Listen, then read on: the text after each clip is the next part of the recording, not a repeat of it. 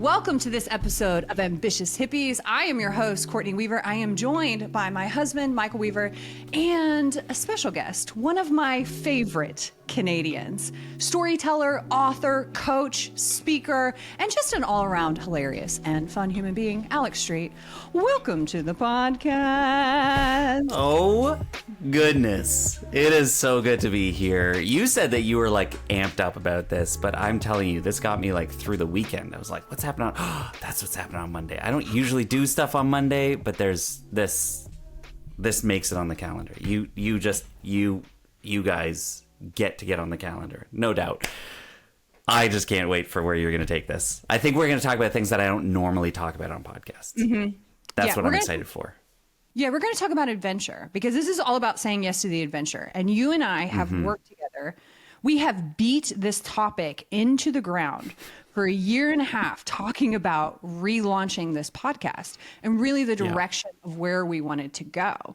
And I'm getting a little sick of it, honestly, aren't you? I know, like we're just tired of it yet. Damn. Just let it go. Just get it out there. Be a beginner. Give the people what they want. Give the people what they want. Let's entertain the people. No, it's this process when you're starting something new. And it's a lot like an adventure, and I think this ties in perfectly, where there's all this anticipation of what is going to happen. And so you can plan and you can prepare and you can research, but nothing actually happens until you go out on that journey. So for me, this is a huge adventure of relaunching the podcast, talking to people that I really just enjoy having conversations with, and really making this intimate. Like, what does life look like after you say yes? Now what? What does adventure look like? How are we having fun in our day-to-day lives?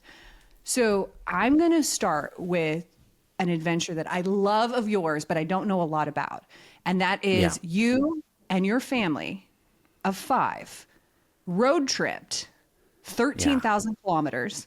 For the Americans in the room, that is 8,100 miles. Thank you so much. 8,100 miles across the country. Across Canada and the United States. Like, this is true.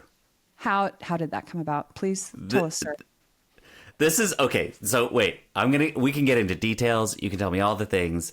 This is what I just think it's so interesting because you're like, this is about the adventure. This is about life as an adventure.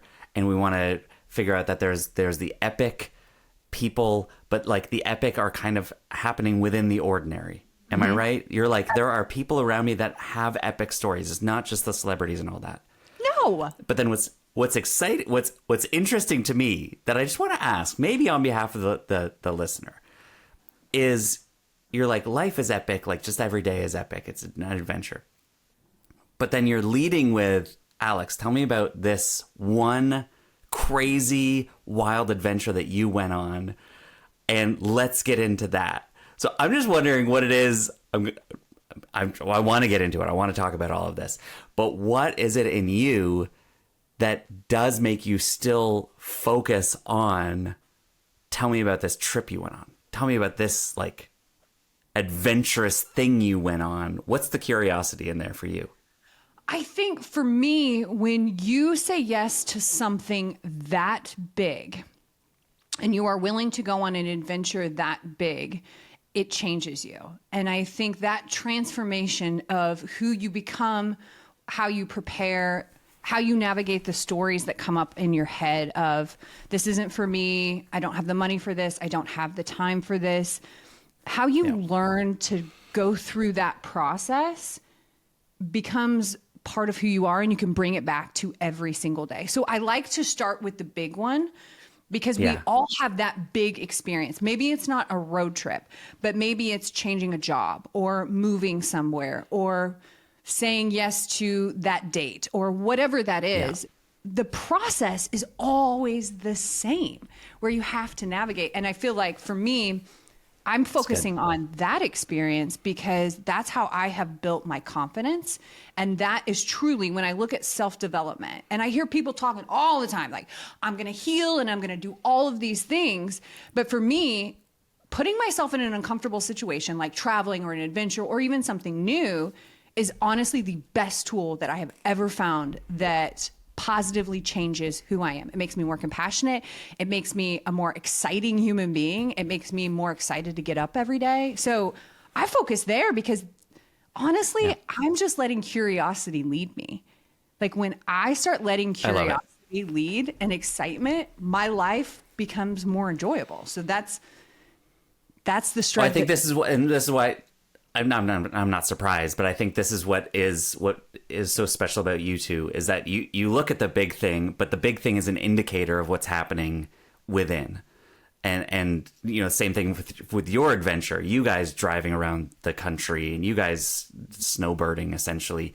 And like there's this big thing that we're doing, but it's actually, whether it's a reflection or it's going to reveal something that we don't know we need to work through yet, or we have worked through yet. There's something about the human within that process, within that adventure, that, as I know you, is the curiosity. And I just that's what I thought. I just wanted to be clear on that. It's this process of, a lot of times when you talk about adventure, it's going to find yourself. When you have this sabbatical, I'm going to go find myself. I'm going to go find or fix or heal. I don't think that's it. I think you create your life. I don't think you go out and find yourself. I think you create who you are. And in an adventure, you get to be whoever you want to be. You get to try things on. You get to experience new places and go, ooh, what would it be like if I sat outside on a Sunday afternoon and ate dinner by this spot? How could I bring that back home and have that like sexy romantic Italian summer, which I'm doing right now. I'm in the middle of it. All you got to do is light some candles on your outdoor table and immediately change the music. And you're like, ciao, Bella. And it's done. Locked and loaded. So all of that to say, yeah, that's brilliant. Where So then here's what I want to say about this road trip. It was in 2022. It was for all of July, from July 1st to August 1st. And we drove 8,000 miles in our Dodge Grand Caravan. 5 of us, myself, my wife, and 3 essentially teenagers, 15, 12, and 9-year-old.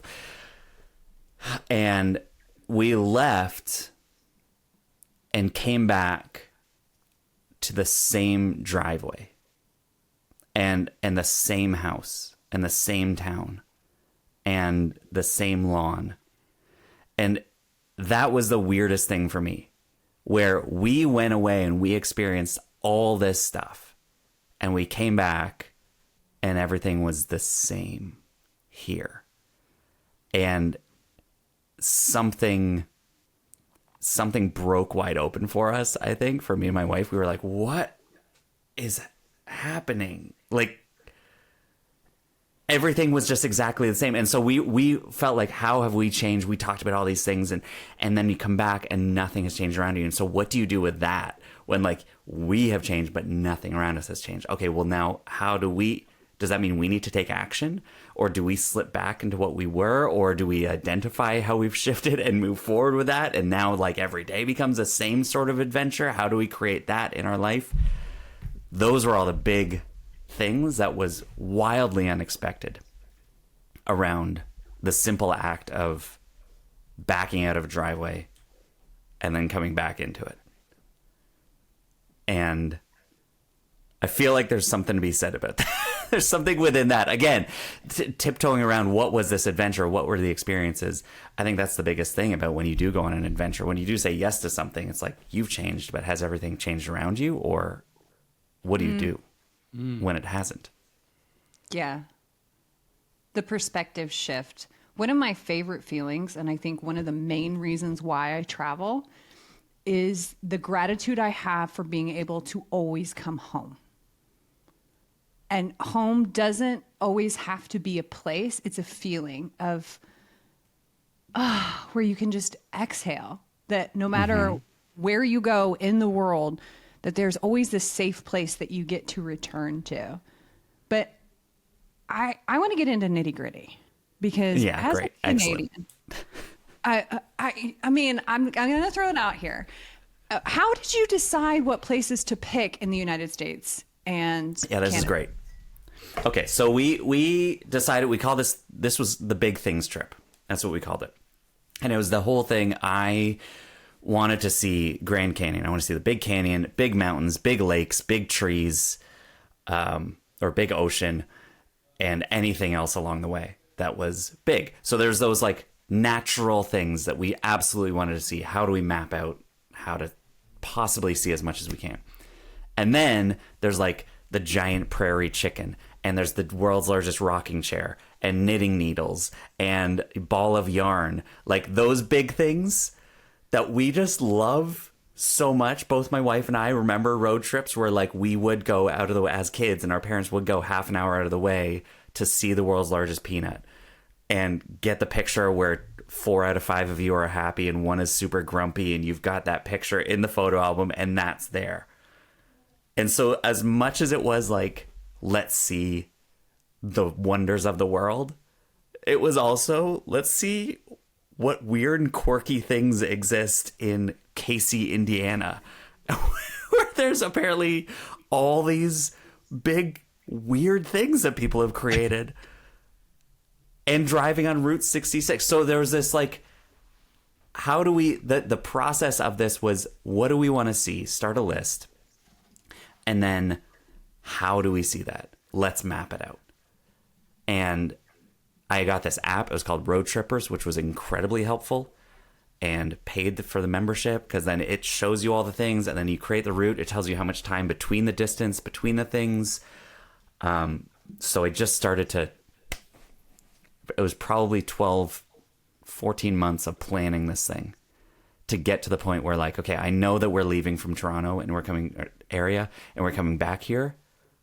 What's the route we're taking? Do we go through Canada first and then down the West Coast and then back up diagonally? Or do we go diagonally first and go to Disney World or Disneyland and then up to Vancouver and then back through?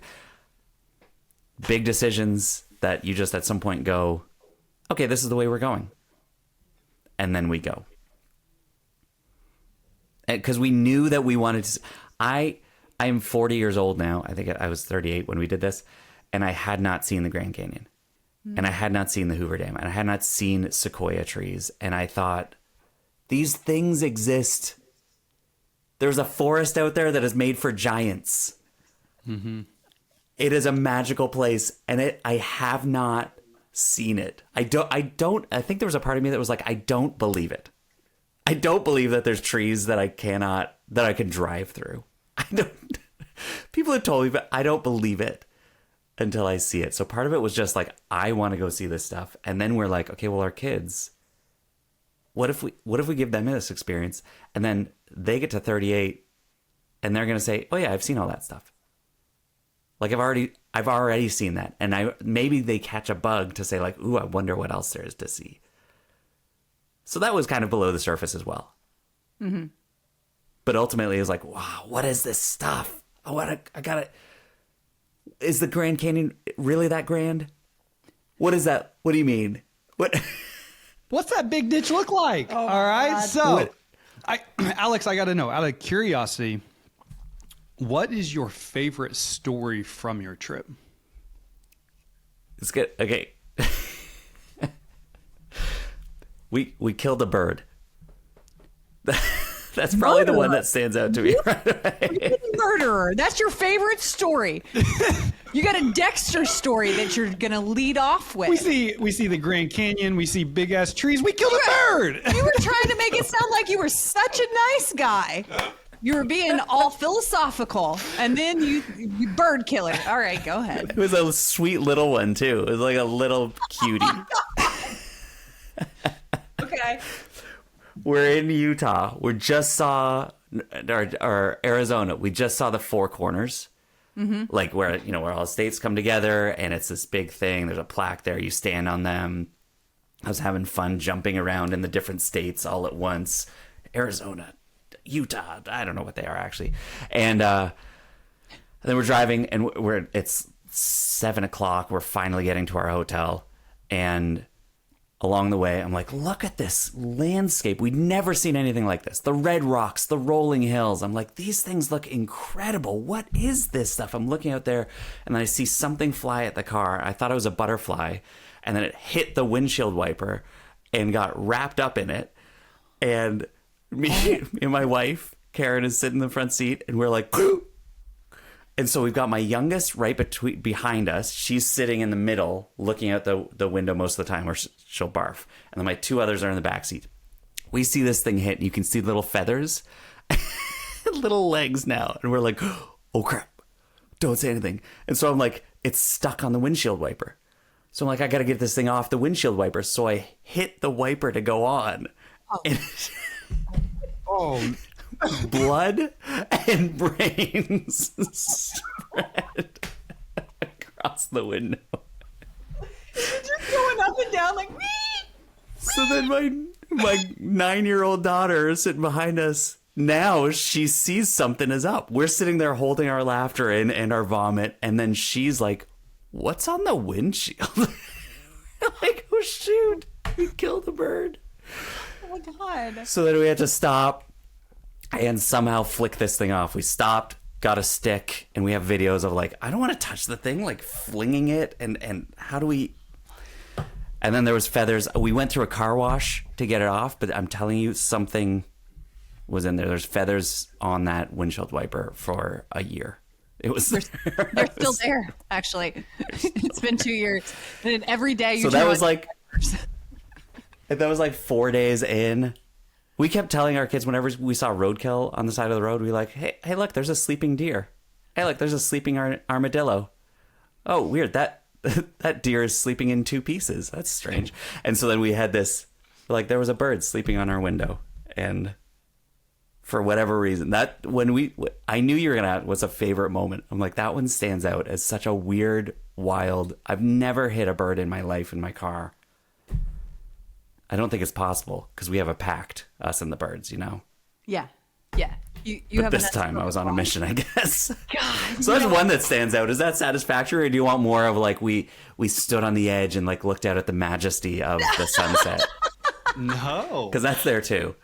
No, I think that's so interesting that you shared that story, though, because we can look back on all of our trips, and when you distill it down into those moments, they're just ordinary moments, but This is it.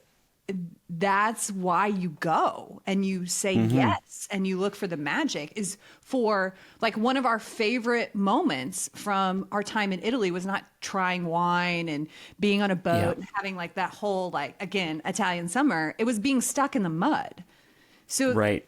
if you're looking for magic, it's always around you. And I think getting out of your environment and maybe killing a bird along the way is really the secret recipe to a road trip. Well, and we couldn't plan for that. But then, my wife would say one of her favorite moments was... This is just like Yeah. manslaughter. Yeah, okay, that's true. But my wife would say one of her favorite moments was seeing a tumbleweed go across the road because she's never seen one. And again, it's like it's such a random thing that just happened. Like all the other things we planned, we're like, we're going to go to the canyon. We're going to see the tree. Like, we're going to do that. But then these random things happen that you go, that's amazing. One of our favorite locations that we went to was not ocean shores. It wasn't the beach in San Francisco. It was like we were just leaving Oregon and found this weird offshoot of a beach where we picked shells for like 2 hours in the morning and there was nobody around. We found a cave that my daughter walked into. I was like, there could be a bear in there. There wasn't, I don't think. But that, like, those minimal moments stood out as really the magic. Yeah. And and that's it. I think like that to what you said. One of my favorite authors, Eugene Peterson, says there to, referring to the story of Moses and the burning bush. He sees this bush on fire. He goes over to it and gets this magical, like, amazing message from God of what's going to happen. And Eugene Peterson says, to eyes that see, every bush is a burning bush. There's a message.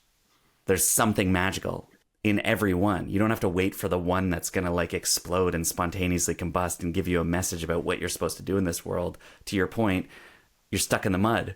This is the magic in the mundane.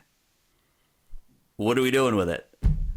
And so that was, again, why did we do this trip? It's as much of like, we're going to go see these things as it is, we're going to drive at least 4 hours every day.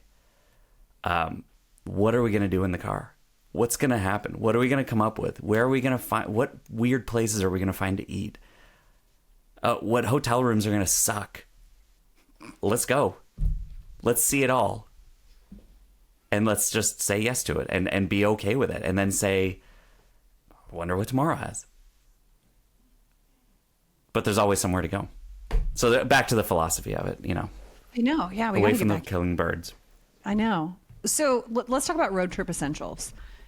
Is your family like road trippers usually? Do you usually road trip? Yeah, we around? love it. Yeah. Okay, so a family of 5, and you were gone for 4 weeks. Yeah. Okay, before we get into road trip essentials, as an entrepreneur, what did you have to do to set up your business? Ooh. Ooh, Yeah, this is great because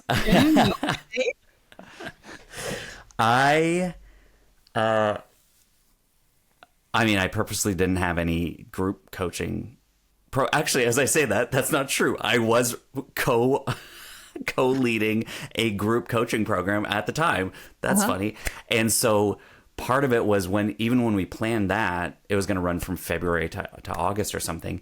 And with the co-lead, I was like, look, but here's the thing. I'm away for July and I might be able to dip into a call, but I truly don't know where I'll be Thursday at 2 p.m. on any given week of the month. So we can try to make it happen and I'll book that, but I don't know. So we planned for that and she's like, that's fine. We'll take the lead on that. I let everybody know it's lots of leeway to say, this is what's going to happen. To my one-on-one clients was just a ton of heads up. Hey, if you need me throughout July, I will check my messages once every couple of days. But we're not doing any calls and I will occasionally message you back and then I'll be back in August and we'll get right back into it. So it really was for me as a coach, as somebody who essentially makes up my own schedule, I blocked off the month, which seems really simple, but that was what it took. And then how do I prep this? Was that the So first time was that the first time you'd Yeah, ever go done, ahead. like blocked off an entire month of work? Yeah, absolutely. How did Even that- since I started entrepreneurship, it's been hard for me to block off a week and actually turn off. That's so much easier when you're employed. And you're like, bye, I'll see you Yeah. in a week. And then I'll come back and see whatever responsibilities there are. But when it's only you and there's this curiosity of like, but who might contact me? Oh, I want maybe someone wants to hire me today. That curiosity keeps me engaged. So this was the first time, yeah, for sure, that I'd blocked off that whole segment, a time that big, and stuck to it as much as possible. Was it hard? Like, was it difficult to stick to? I mean, I know you want me to say yes because you're like, that's more relatable. No, I feel like really like disconnecting. Like, it's the best thing that ever happens to us on our trips. think that's It's it. easier with time, I think, but I'd be curious with this. Being no, your- once I got into it, it was such a focus. Every day was so focused on where I was and specifically where I was taking my family. I drove every bit of that. My wife didn't touch the steering wheel, like the whole trip. And I was like, I love this and I love being a part of this. So my focus was so clear on the day that I actually did a lot of process ahead of time to say, like, I'm not even really going to think about what's coming up tomorrow. I had this mantra, today is the only day. And if today's the only day, then this is where I am. And I can only figure out what's happening today. So I think because I was so focused and so in the van, in the moment, that it was near impossible for me to think what's going on outside of this.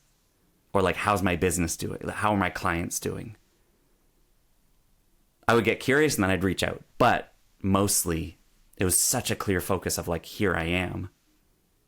Where else could I be? And trusting that I'm going to come back.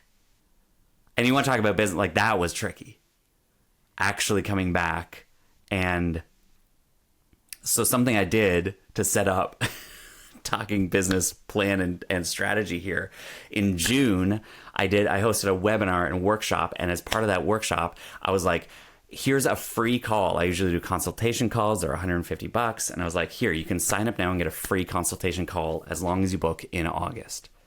So I set up like 25 calls for free calls in August. It was like, I want to come back and have like a bunch of, consult calls. And like, great, we'll do the work and then you'll sign up for coaching, whatever that looks like. And so I came back and then was giving all energy onto these calls, but received none of that energy back in the typical way of payment for these things. And it drained me really fast. And so this thing that I thought would be like a surefire, like I'm great on sales calls, I can do this, get these people on these calls, turned out to really distract and drain me from the excitement that I think that I had coming back. And again, we came back and like nothing changed here. So it was like this weird energy throughout all of August that took a little while to get back into. Yeah, I think you need an integration period. I really do. Tell me about that. Well, it's when you come back from a trip, even if it's just a short weekend, everything is about perspective. And so when you completely shift your perspective, you're not the same, but the place that you're in is the same. And your work has continued to, for the most part, remain the same, unless you come in and you want to implement an idea, which Michael Weaver always has like 7,000 when we go on a road trip. He's like, all right. But I think you need almost a few days at least to manage your energy back in your home. So that's getting back to, like, for me, I would cling to my day-to-day routine, like my normal rituals that I do back at home, like the workout, the water, the writing. I think that is crucial. And I think, well, I'm curious, when you came back and you did all of those calls, what shift did you have in your business? Was that I'm going to shift how I set up my sales calls, or did you create something new? Like, what did I recognize out of that, the disruption? It was, as with most things that you consider maybe a failure afterwards, you go, well, not doing that again that way. Like, okay, so if I now were to go on a trip, like, okay, well, that's not the way that I set this up then. So how would I set it up? It just gives me an opportunity to go, okay, well, that wasn't good. That didn't feel good. So note that so that next time that I do this and I think maybe this is what I should do, I have proof that says, no, you didn't like that, Alex. That was not good for you. So then what did shift was zoning in where I did find my energy and enjoyment was with the people that had signed up and like the one-on-one work. So it was like this real focus of like, great, well, I knew like the day I got back, I had a 90-minute session with the client. I was like, I am so here for you right now. And that really gave me clarity. And again, then the clarity that came out of that was like, I think I need to focus only on one-on-one for at least a year. And so that did, like, even that, I was doing that group program and kind of bouncing back. And like, I did a call. I was driving through the Avenue of the Giants, which is the California Redwoods forest. Hell yeah. While on a call with a guest teacher in my group coaching program, telling the kids, you cannot talk for the next hour. Losing reception, coming back in and out of the Zoom call. And as fun as that seems, is like, wow, the flexibility. I was like, that, again, you talk about like distracted. I was in two worlds at the same time there and looking up at the majesty of these trees while trying to answer a question that this guest teacher just proposed to the group. That wasn't right. Right? So you give these things, you do these opportunities. And what I came back, the biggest learning for my business was the same thing that we learned from the whole trip was like, we're going to try a thing. And if it works, it works. If it doesn't, we just go, that wasn't right. Yeah. So let's remember that. And adjust for next time. And it seems so simple, but it has to be a trial. You never know unless you try it. And I think we're so scared to book a hotel, book a trip, go see the thing, block off time because we're afraid we're going to make the wrong choice. And there is no right or wrong choice. It's just pick a horse and ride it. And then when you're done with that, hop off and pick a different one. Try new things. I mean, this comes back, and this is the biggest thing for me, and we laugh about this all the time. If we're going on a trip, whether it's Niagara Falls, which is 2 hours away, or it's Disneyland 5,000 miles away, then I'm going to spend way more time than necessary looking at every option, every hotel option, because I want to make sure. And for me, it's not about, like, again, Enneagram 7. It's about how am I creating the best, making sure that this will be the best experience for my people. So when you ask, how do we pick our route, or how do we choose where to go? It really was like, okay, Grand Canyon. Now, which part of the Grand Canyon is going to be the best part to see? Do I want to go on the north or the south? Okay, so if we're on the south, then I think I want to stay at a hotel in the Grand Canyon, because that's going to be the best experience. Holy shit, that's a lot of money. Okay, well, let's maybe when just outside the Grand Canyon, then we'll just make it the best. But every option was there. But at some point, I had to click reserve. Yeah. You have to click. I want this. Okay, we're going here. And there was some duds, some real duds for the hotels. And I'm telling you, that's what I came back with and was like, I wish I'd planned that better. There was hotels that we went to. We were driving through Texas. We hadn't had a pool yet. In day 3 or 4, we'd been through Missouri. We'd been through everything. It was swelteringly hot. It was awful. We get to the first hotel that I'm sure is going to have a pool. We get there and they're like, yeah, it's shut down. It's green. Like, and so, but I take that as I screwed that up. Mm-hmm. I should have known that. And so now it's a worse experience for my people because I didn't plan well enough. And yet we sit here and we go, that hotel was amazing. And we have other great memories from that same hotel, pool or not. You just got to try it. Mm-hmm. You just got to go. You got to go and see what it is. And then recognize that whatever happens is the story that you get to tell. Mm. And I think so much we're like trying to create like the best experience ahead of time. We're like, I know the story I want to tell, so I'm going to craft an experience to go that way. But the best stories come out of the surprise moments through the experience. And often it's the best places. We talk about the best hotels that we stayed at. We're like, yeah, that was nice. But that's about all that it was. Mm-hmm. But it's the crappy ones that we talk about still today. We're like, remember that one with a broken sink and the carpet that was pulled up? And like, what was going on there? We still talk about those ones. The other ones, they were a good night's sleep. Yeah. Oh, yeah. The hotels that you have to sleep on top of the sheets. Mm-hmm. Yeah. You're like, oh, God. And that's the story that you tell. I love that you bring that up. There is so much pressure if you're the one that's planning the trip of like, oh, I'm going to make this the best experience ever. And every single trip that I have, it's the stuff that I didn't plan for. It's the unexpected. I just let life surprise me and see what happens. And it's even those like experiences that you go back and you're like, hey, you're never going to believe this time that I got robbed in China and I almost wound up in jail. Uh-huh. That's the story that we tell. Not going to the Great Wall. The Great Wall was a wonderful experience, but there's... We never tell that story. We never tell that story. We tell the I almost ended up in jail story. I killed a bird. I killed a bird. I'm a bird murderer. That's the stories that you tell. Okay, so give me, before we wrap, because I have 2 more questions. First question. Good. Road trip essentials. Give it to me if you guys are road trippers. What do you need? Yeah, I mean, we had a cooler with all the snacks and then like the lunch, like when we didn't want to stop for lunch. So, okay, we're doing PB&Js and whatever. So the cooler was massive. And then here's the thing is you bring large Ziploc bags.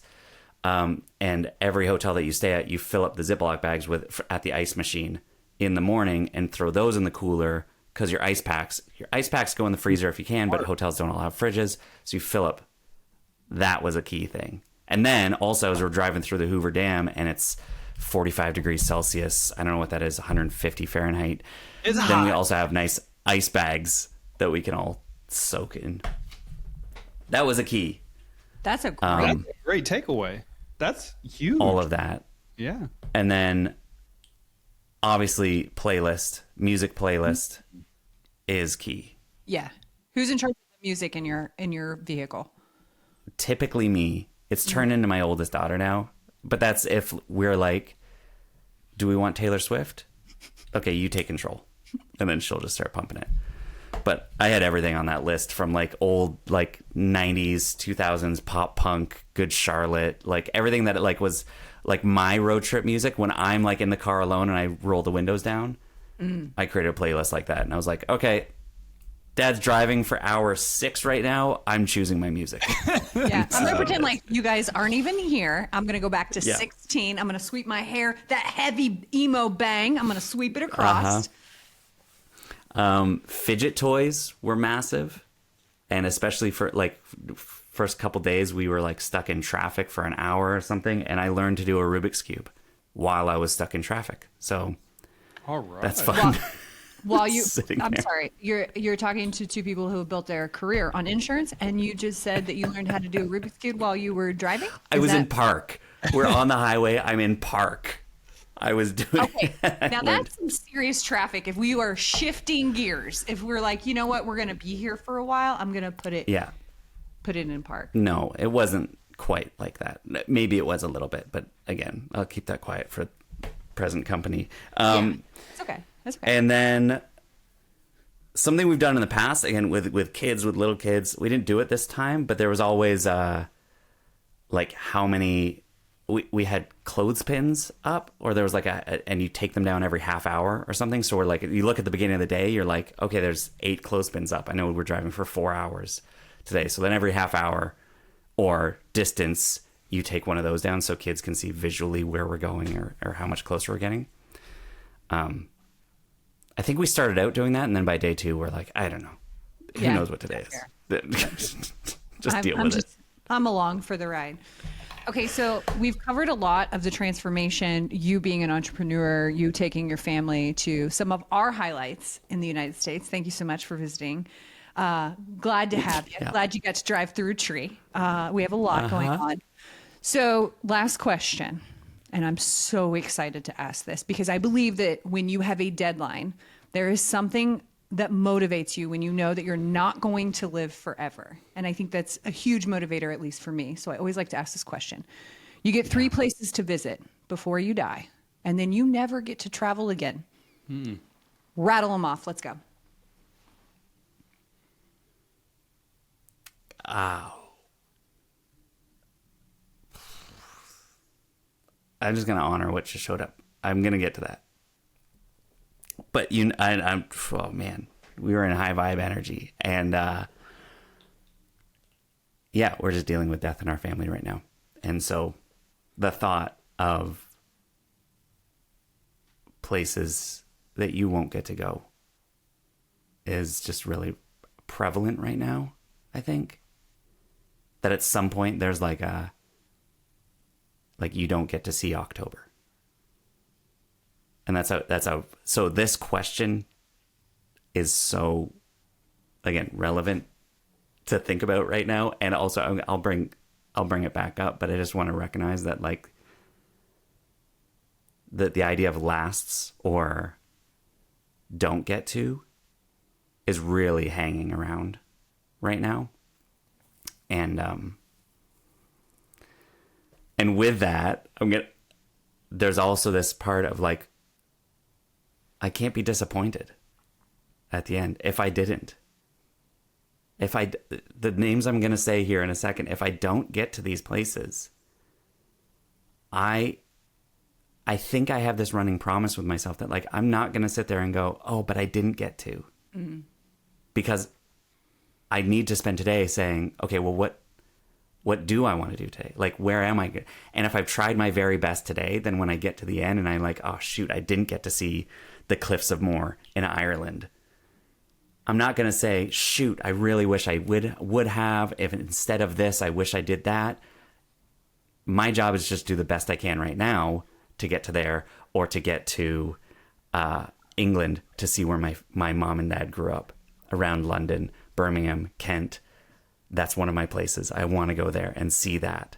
I want to go to the Cliffs of Moher in Ireland. I want to go on a safari and see a live giraffe that's not in a zoo. But so I want to do those things. To answer your question, those are the 3 things. Let's go. Let's make those happen. And also, my job is today here like this is an adventure. It really is. And I have to be okay with today I'm doing my best to make this adventure. And let's start planning for the safari in 2026. But if we don't get there, then like today was good enough. Today was good. Today was a good adventure. Today, because I've got the people, I've got the dreams, I've got the vision. I see the magic all around. Not to deflate your question, but I think that has to be how I go at this. And that's, as I say, a more clear thought now than it maybe normally is. Today is the only day. Today's the only day. Yeah. That was, I'll tell you another funny story that jumps out. So I had a sticker on my dashboard that said, today is a great day. And so every time we got in the car, I would touch that and I would say, today's the only day. Or no, today's a great day. And then it got to the thing where my kids would say, why? And then I'd say, because today's the only day. Today's a great day because today's the only day. And then there was one time where we got in the car and I think they just forgot what to do, but I touched the thing and I was like, today's a great day. And then one of my kids from the back was like, why? Like it was such like an angry, like why? I was like, what? Because today's the only day. That's why. Why are you angry? We had a thing going. It was a traveling band. We had it all. I think there wasn't waffles at the breakfast table or something like that. And so they were just pissed and today's a great day. Why? I didn't get my waffles. I'm a teenager. No waffles. Alex, Today's the only day. today is the only day. If somebody wanted to follow you and keep up with what you have going on, the adventure of today and making today the only day, how did they follow you? Yeah, best thing is Instagram. I'm on there all the time, showing up. And then from there, you can get whatever you want from me. Talk to me. I answer my own DMs. There's nobody else in there. So jump in there or get on my website, alexstreet.ca. Hell yeah. This has been great, Alex. I have one final question. I love it. Out of all the places you saw in the United States, which one was the biggest? I'm not saying biggest disappointment. No, which one would you absolutely be like, you have to see this? I'm like, okay, I think actually it's not in the States. Banff was probably number one for us. Yeah, a Canadian would say Banff, so ever mind. Yeah, I know. That's it. I want to just push back a little bit. I'm telling you that I can. There's something about hugging a sequoia tree. It's furry and sounds hollow. There's something about that was so like you. Again, coming back to, I didn't think that these things existed. It just doesn't make sense to me. And then you stand there and you're like, I don't. General Sherman, the largest tree in the world. You have to see it and touch it. I think that's the thing. I'm a very please Sensory. touch kind of guy. So that's it. That to me is that or the world's second largest rocking chair, which I think is near you guys actually. What? One day we saw the world's largest rocking chair, and the next day we saw the world's second largest rocking chair. And you're saying the world's second largest rocking chair was your favorite? Yeah, it was more it was more in the middle of nowhere. It was like they didn't need the attention. Yeah, so you don't have to be the biggest or the best to still make it on the list. You can be second best. And you will make it on the Ambitious Hippies podcast. Like you too That'll can preach. reach your dreams as the second largest rocking chair. I love that you said hugging a tree on Ambitious Hippies. That was first. I feel like that's on brand. Yeah, it's It like is. so spot on that you got to hug in the land of the giants. The trees are larger than houses. These trees you could just take up a full residency in. It's astonishing. It feels like you're on a different planet. Kind of like driving through Kansas, but not exactly. But a little different. Your biggest disappointment driving through Kansas. I didn't. What? No. We'll say it. We'll say it. Don't Driving through tempt Kansas us. sucks. It's the absolute freaking worst. All you see is wind turbines. We want to go to Colorado from Missouri? Great. That's why the Oregon Trail even exists. That's why we're even here. Our ancestors saw Kansas and they thought, oh shit, might as well just stop here. Like I'm not going to make it through. It's too boring. I will it. tell you that the Saskatchewan through like North Dakota is like on the way to Minnesota. That is worse. Saskatchewan is like fall asleep at the wheel and you'll be fine because it's just straight, no bumps, no turns, nothing. Got it. 12 hours. You have the same thing. You know what's going on. Oh, yep. Okay. I love This it. is Joy. You guys are fantastic. Thanks for having me. You're amazing. We'll talk about this anytime. Next time is in person. Always, always. And for those of you listening, thank you so much for being a part of this episode. If you liked it, please leave us a 5-star rating and review. Make sure and follow us, follow Alex, and as always, stay wild, friends.